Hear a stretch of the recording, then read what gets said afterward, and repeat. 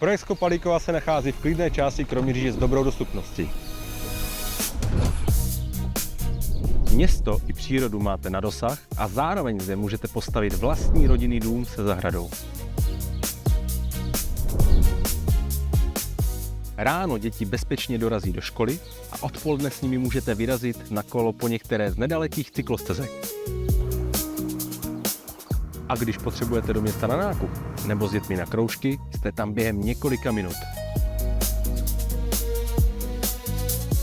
Vlakové i autobusové nádraží máte do 10 minut pěšky. A díky blízkému nájezdu na dálnici se snadno dostanete kamkoliv potřebujete.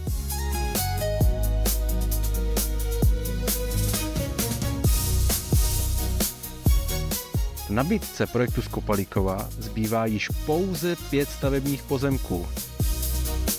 Ke každému v rámci ceny získáte projekt řadového domu a již vydané stavební povolení. A to znamená jediné, nemusíte na nic čekat. Navíc, pokud pozemek zakoupíte do konce června tohoto roku, získáte spoluvlastnický podíl na zadní příjezdové cestě.